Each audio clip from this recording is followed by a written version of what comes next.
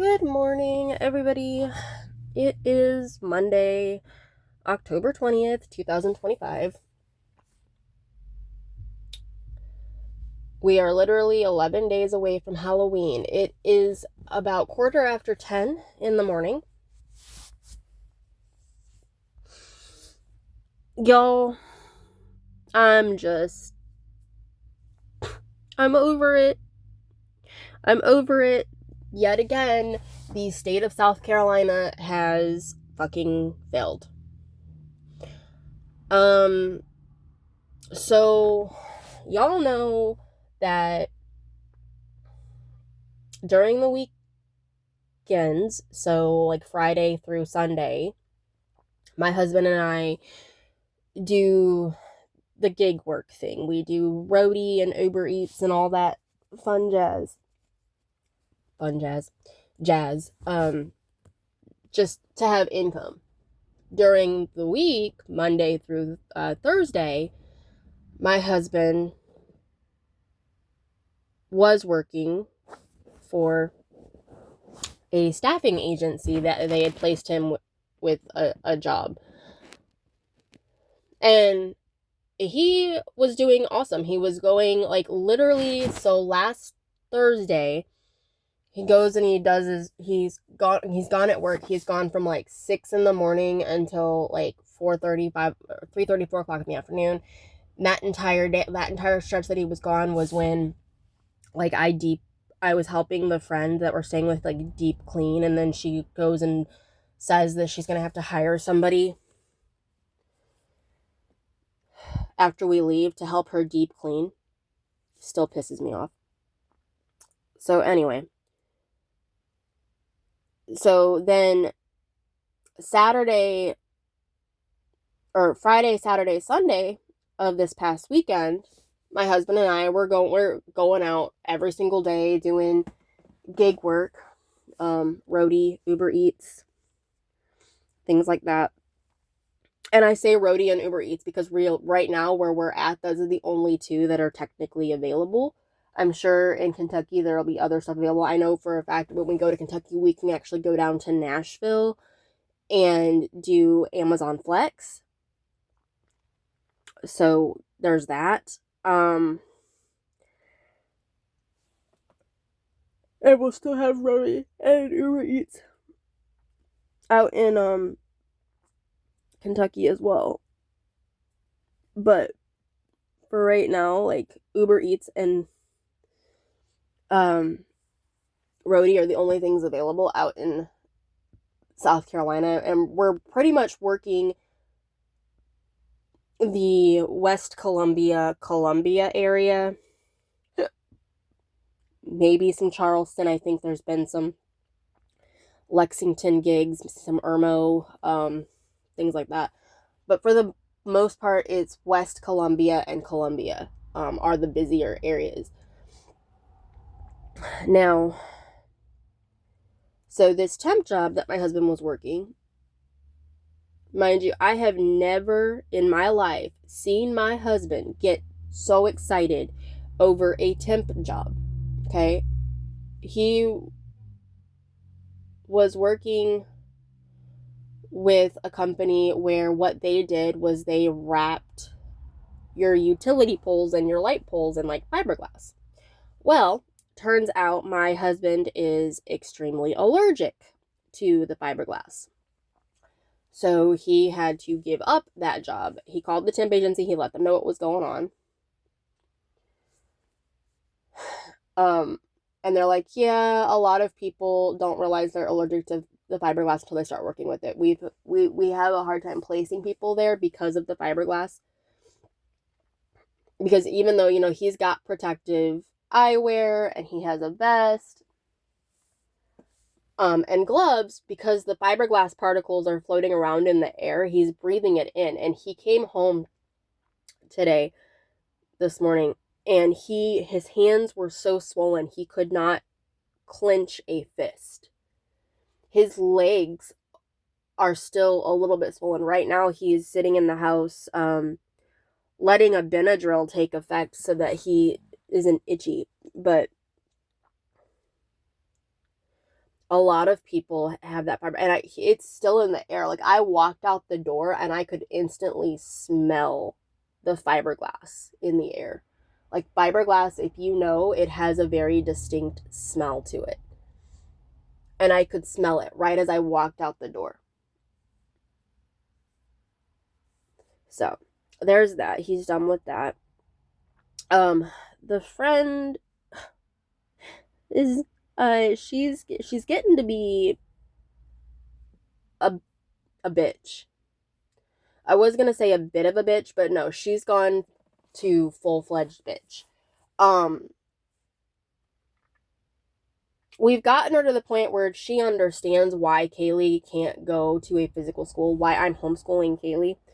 And yes, it's Monday and she should be doing schoolwork. She is working on, I've got her set up with Khan Academy,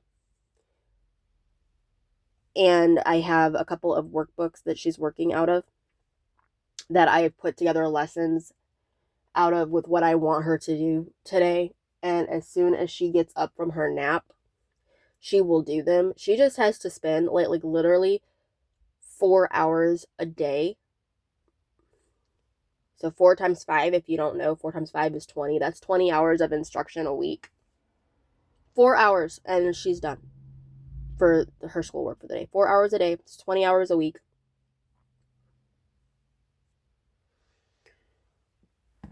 But so that's that. And then, like, so the friend yesterday morning, like early yesterday morning, we're talking like 2:30, like 3:30, 4 o'clock in the morning, my husband had a bout of indigestion. Like, it came out of nowhere. Whatever we ate for dinner that night gave him a bout of indigestion.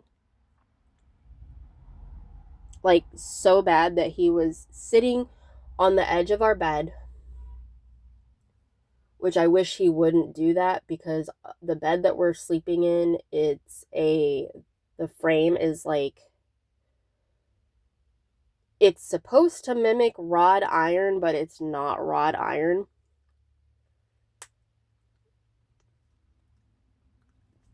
And because of his weight, he's already bent one of the legs, so it's being supported with cement bricks underneath the bed frame so that the frame is upright and not dented inwards with like a divot. And mind you, that leg broke when it was just him in the bed. Because remember, for a time being, the friend and I were sharing a bed because Willie and I weren't sure that the bed was going to be big enough for the two of us. And it really isn't. It's a full size bed. It's about the size of a bed that you would find in a hotel room. A standard hotel room. It's about that size. And it's really not that big of a bed. I'm 4'11", barely 110 pounds, maybe 112 if I think, according to my last doctor's visit. My husband is 5'2", 5'3", maybe, and he's about 315 pounds. So 315, 110, that's 425 pounds of people in one bed. I don't know what the weight limit capacity on that bed frame is, but it barely fits my husband and I. It fits us, just barely.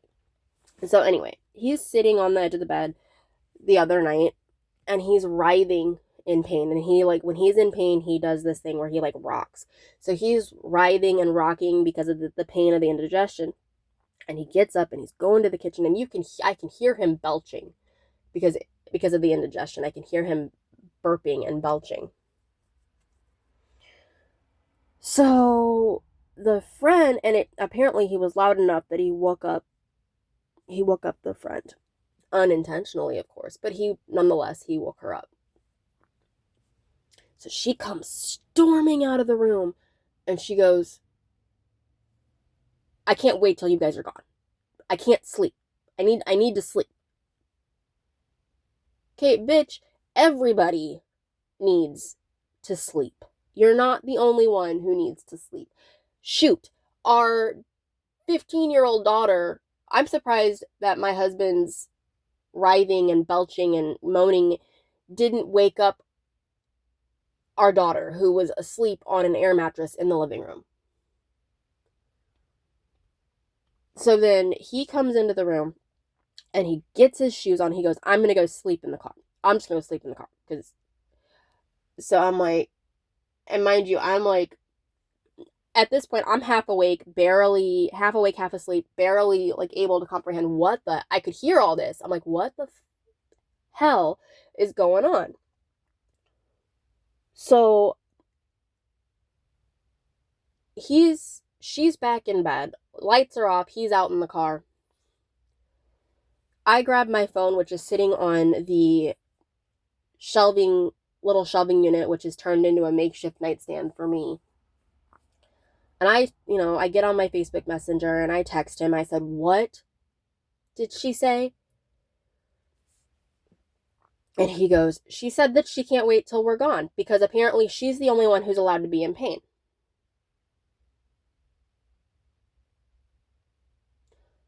And I just went, I'm just dumbfounded. Like, bitch, you are not the only one who has issues with pain. A lot of your pain is because you don't fight through it. You don't push through it. You let it consume you. You don't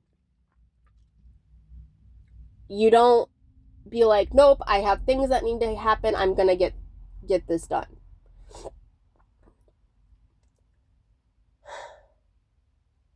So the next, he finally, about 20 or so minutes later, after the indigestion and the belching calms itself down, he comes back in the house and he comes back to bed and goes to sleep for about 4 or 5 hours, give or take. So then he gets up. At this point, it's Saturday.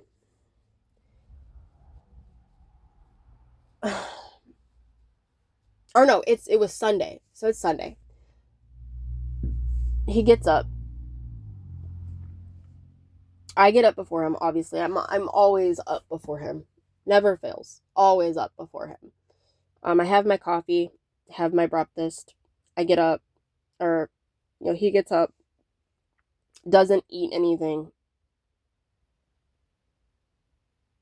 And then we go out and we do our gig work for the day.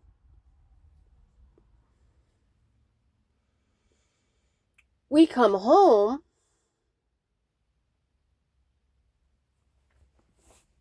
after going to the store to pick up the stuff we need for dinner, because last night I, for whatever reason, was craving my mother-in-law's fried chicken, which that's the only way that I'll really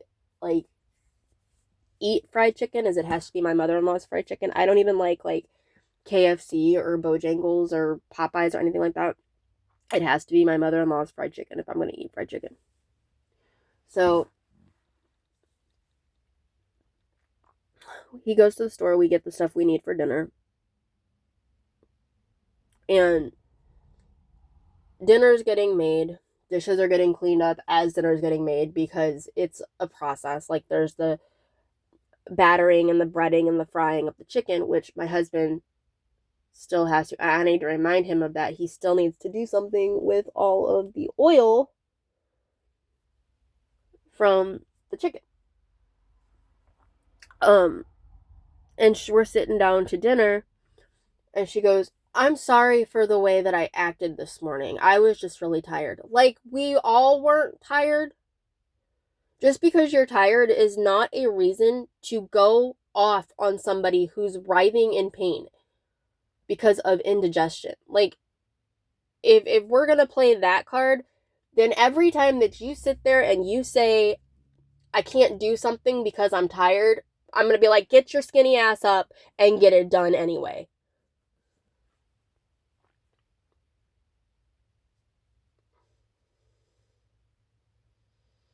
Like, she literally yesterday used the fact that her sleep was interrupted on Saturday night as a reason to not leave the house for the 2 hours that she would normally leave the house on a Sunday morning to go to her Kingdom Hall and attend her meeting. Like I said in previous videos, she's a devout Jehovah's Witness. I was studying to become one. I have chosen to drop it because I don't. Their belief system doesn't make any sense to me, and I think it's wrong that she's trying to push her belief system on us, like myself, my husband, our daughter. She's trying to push her belief system on us, and it's wrong. Like, we would never push our beliefs on her, and the fact that she's trying to push her beliefs on us is wrong.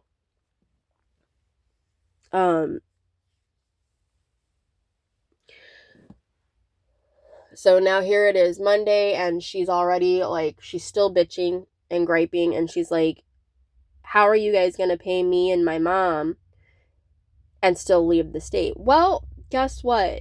It's going to have to be one or the other. I'm going to have to pay your mom and leave, or I'm not paying your mom. And I'm not paying you. I'm not paying you anyway because we're only going to be in your house for 3 fucking days in November. I'm not paying you for 3 days worth of rent. That's like $25 is what you'd be getting.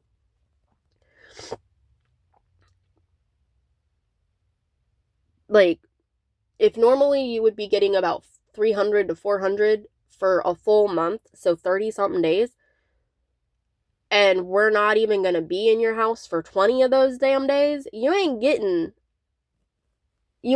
your rent money for November. And we've already told you that. Fuck, you even said, I'm not charging you for November because you're not going to be here. Like, that's not how rent fucking works. You don't pay, when you pay rent, you don't pay for the previous month of occupancy. You pay for the upcoming. So if I were to give you money at the end of October for rent, that would be for November. Meaning, had you still given us to December, until December, yeah, we would have given you money at the end of October for November. But you want us out by November 3rd. Technically, it was November 1st, but I convinced you to give us to the 3rd so that we could get some food for the road trip. But so, no, you're not getting money at the end of October for November. That's not how this fucking works. Like, dude, your parents fucked you over by sticking you in this house and you having this impression that when you pay, like, I have tried my absolute hardest. When her bills come in, I literally I said, look at your billing cycle. Look at the dates. You were billed from this date to this date. This is what you're paying for. And usually,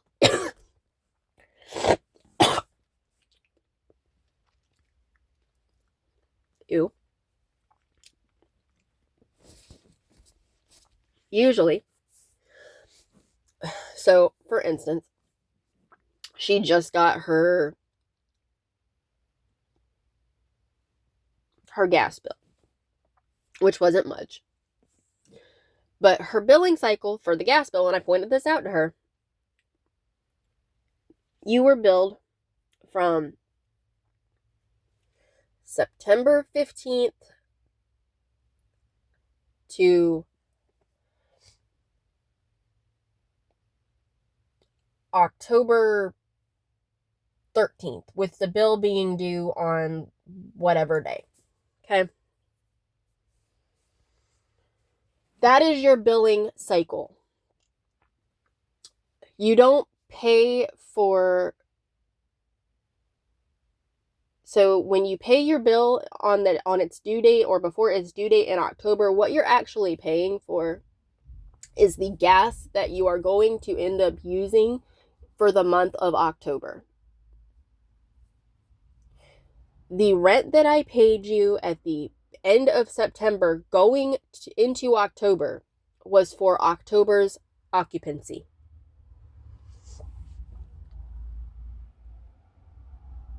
So you're not getting any money for at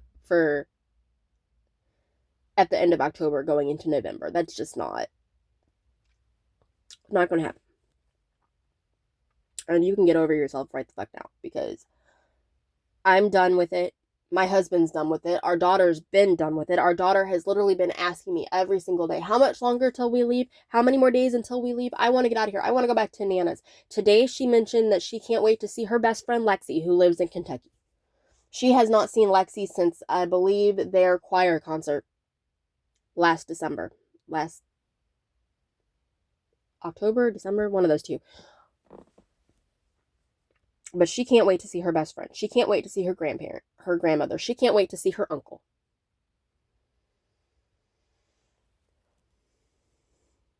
You know, she's done. You've treated her like she feels like crap. My daughter has mentioned several times that if we don't get out of here, she's gonna do something to hurt herself, and I can't have that. I can't have my daughter like on the brink of suicide or self-harm because of how you're treating her. Trust me, I'm not happy about it. And you are going to get an ass chewing, so be ready for it, because you're getting one. And you rightly deserve it. You're going to sit there. And this part of this video is going out to every one of the friends, family members. I'm not going to name names. You know who the fuck you are. You all know damn well that your daughter, your niece, your sister, your friend, however the fuck she's connected to you, cannot drive, cannot go anywhere by herself. Cannot get anywhere by herself, rather. Let's make it that way, because she does go to doctor's appointments by herself. She uses medical transportation to get to doctor's appointments. The couple of doctor's appointments that I've gone to with her were first visits, and I think I only went to one. I think I went to rheumatology with her, because it was the very first time that she had gone to the rheumatologist. And I only went because she asked me to go with her.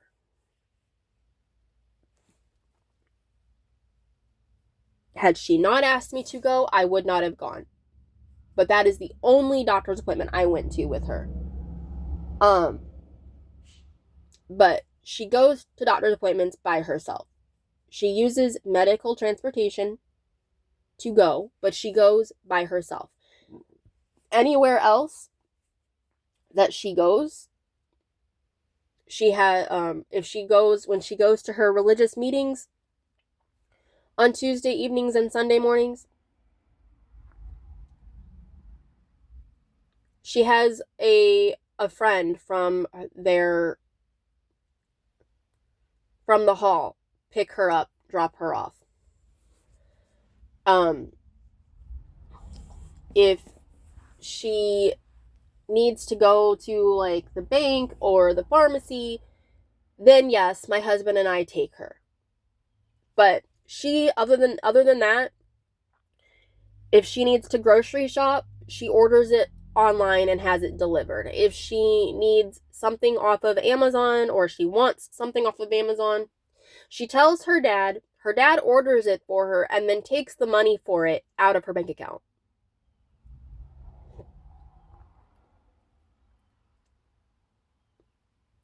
You don't get to sit there and call yourself her family, her friends, what have you, if you're not going to keep in contact with her on a consistent basis. She posted to Facebook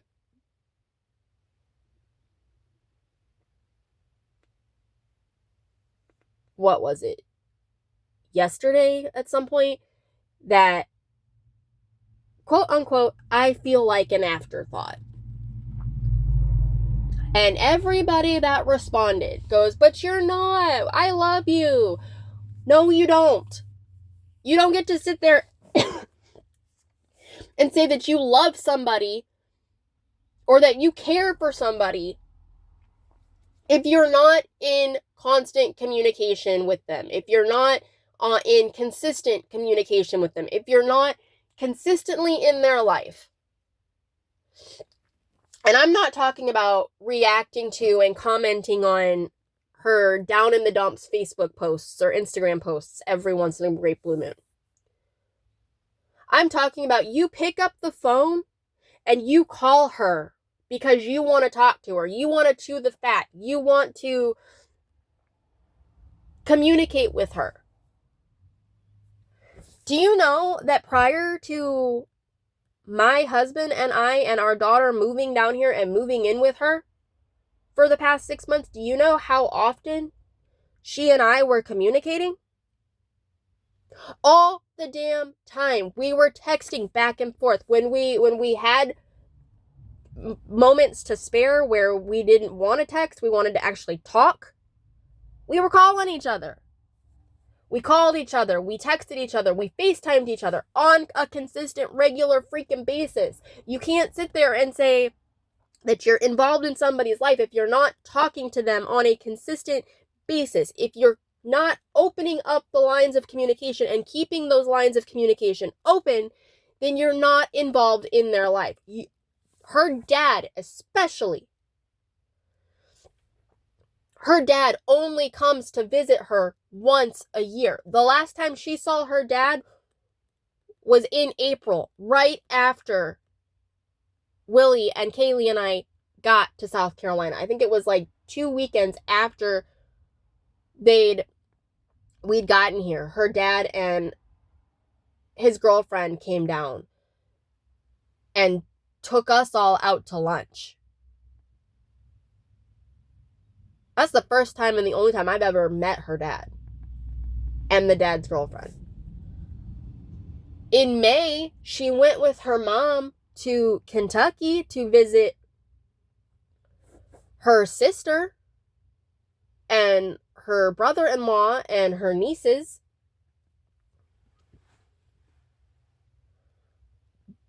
And she's called her siblings every once, a few times since we've been down here. I think her twin brothers called her once.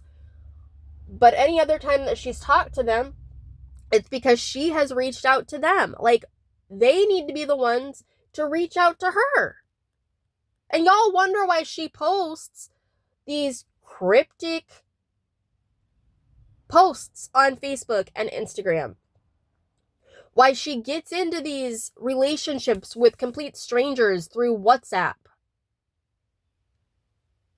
Because the people that are supposed to be her family, that are supposed to be her so-called friends, that are supposed to be her so-called acquaintances, do not communicate with her on a consistent fucking basis.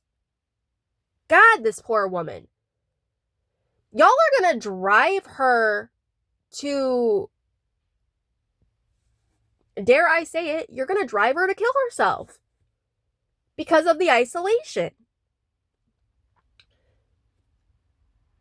Yesterday, like, we were at dinner and I watched her mood change. She went from laughing to almost in tears. I literally watched a pout come across her face and she was on the verge of tears. And she was saying that maybe the world would be better off without her.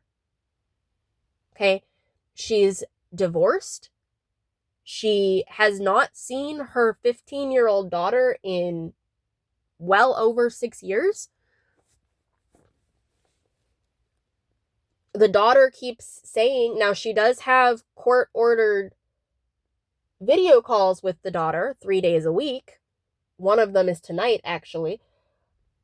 Now, is the daughter going to be available to have that court-ordered video call? I don't know, because the daughter seems to be finding ways to put off the video calls with mom, which doesn't help mom's mood at all. And the daughter keeps telling mom, hey, I'm coming to visit you, you know, this month, blah, blah, blah, what have you, which is why the friend is like, you have until this month and then you have to be out. But my husband and I have said it numerous times. We're not even sure that it's actually going to happen. We think that the daughter is just telling mom what she wants to hear because, like I said, mom has not seen her daughter in well over 6 years. So, all right, guys. Well, I'm going to end this video here. I will see you in the next one. Bye.